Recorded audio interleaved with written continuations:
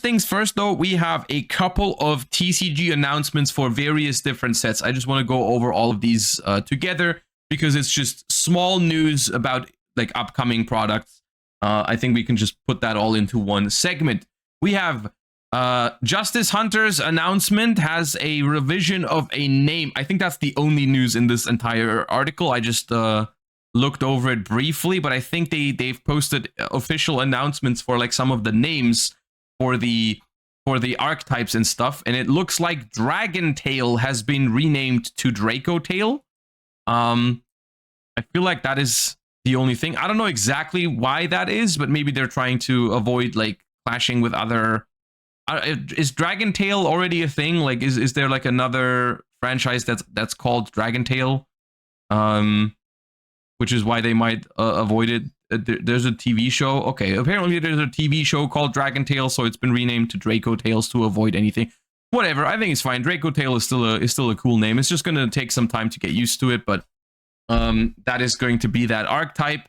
I think the other two remain the same, right? K9 remains the same, and yummy. Is this literally the announcement text? Hold up.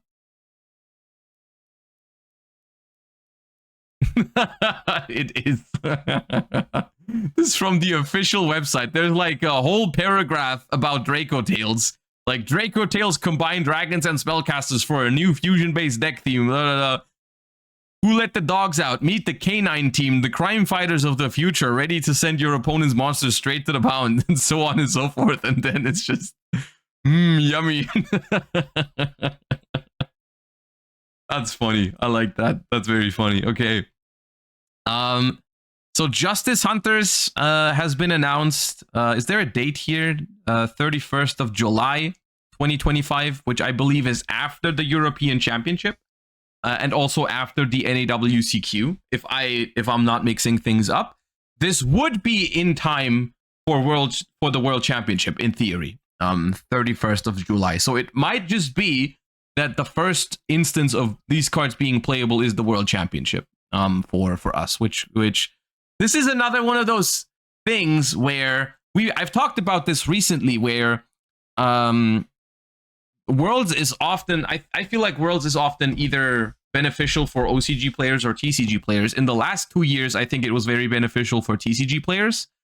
This year, if these cards come out right before the World Championship and they're legal for Worlds, I think that would be a little bit of an advantage for the OCG, because they've been playing with these cards for a much longer time and they will understand the dynamics between these cards a lot faster, or like they just had more prep time. Of course, the TCG people are going to do their best to prepare, but the OCG will just have like a couple of months of practice ahead.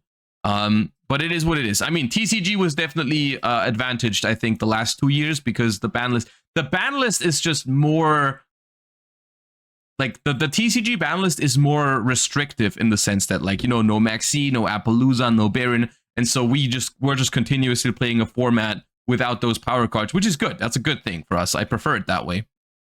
But it's always like the OCG players always have to like adjust to a format without those cards. Looks like the set structure remains the same. Unless I am confusing things. We have 10 Ultras, 10 Supers, 40 Rares, some available as Super Rare upgrades, 15 cards also available as Collector's Rares. So that is, I think, the same structure as Crossover Breakers, which I don't really have an issue with it. I think Crossover Breakers was a fine set. I think these side sets don't really care about they don't care too much about the rarity distribution. I think you mostly just care about the quality of the archetypes, right? If the archetypes are good, the products are going to be good to open, right? Crossover Breakers was a good set to open because almost all the ultra rares were bangers because all the archetypes were good, except for Yugioh, right? But like for the most part, you would pull good ultra rares basically every single box because all the cards were good. And with this one, it seems like the same thing. Like K9, Yummy, and Draco Tail are all good in the OCG. I guess the only news here is that some of the cards are available as Starlight Rares, which I think confirms that they are just going to continue doing what they did with QCRs. It's just that QCRs from now on are going to be Starlights. which I think is great. I love that so much. It's funny because we actually talked about this yesterday in a podcast recording, because we're gonna have Ruxin on as a guest on Saturday for the podcast. Spoilers. We talked about like product design and stuff like that, and it was basically what I said was I love the concept of QCRs, right? I love the concept of QCRs because it gives you more chase cards in a set that take away some of the value, or they soak up some of the value of the set so that some of the regular cards can be less expensive. The only thing that I didn't like about QCRs is that I thought Starlight Rares looked cooler, right? And so now I think what's going to happen is we're getting Starlight Rares as a replacement for QCRs, which is a win-win because the system for QCRs was so good, but Starlight Rares just look even better. I love that so much. So yeah, that's cool. Next up, we have news. Speaking of deck build packs, Phantom Revengers is announced in the OCG, which is the name of the next deck build pack. Now, if the last two deck build packs are anything to go off of, this set is probably going to introduce 2 to 3 meta-relevant archetypes once again, because that's how they've been doing it. I've been sharing this theory multiple times over the last couple of months. I've been saying, like, it looks like they have been focusing on good legacy support and lore archetypes for the main sets, and they've been trying to really make those deck build packs a thing and better by bringing out archetypes that are good immediately, right? Not like Pearly or Rescue Ace or whatever that needed more support later. No, we're getting Malice, we're getting Ryzeal, we're getting Yummy, we're getting K9, we're getting Draco Tail, all archetypes that are instantly playable, right? And so that seems like what deck build packs are all about these days. So deck build pack Phantom Revengers is going to be, I think it's going to be a big deal. It's going to be confirmed in the OCG for August 23rd. So that is going to it's still a while from now. It's like that's in 4 months for the OCG. I don't know how early they reveal the archetypes for these. I think it's still going to be a while until we see what's in here. I've seen some people, I even see some people in chat right now saying like, ooh, Phantom in the name, it means something, right? We're going to get Phantom Knight support or whatever.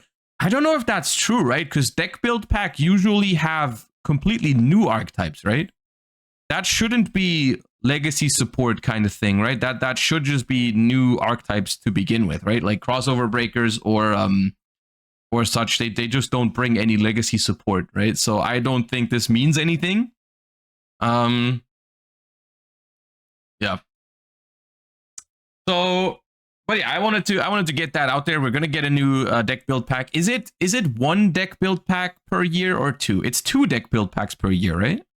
Because they just got Justice Hunters and Phantom Revengers is in the same year, so we're getting two deck build packs a year. What was last year? Did last year have 2 deck build packs? What was the one before Crossover Breakers? Because I can't think of one for last year.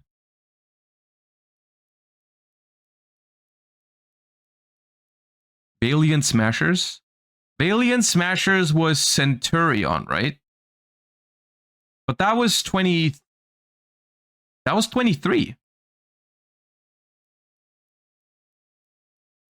That was definitely 23, because people played that at YCS Bologna already. Okay, so I guess we're getting on average 1.5 deck build packs at the moment. All right, cool. Oh yeah, it remains. Well, we're gonna keep an eye out for the reveals for this set because it looks like deck build packs have some pretty important stuff going on. So gonna be looking at these cards as soon as they're revealed, of course. But I just wanted to get that out there. We have an announcement for another deck build pack this year. So it looks like this year is gonna have 4 core sets, 2 deck build packs, and some side sets as well that are slightly less relevant most of the time. I think like Battles of Legends coming out in like 2 months, I think, or 1.5.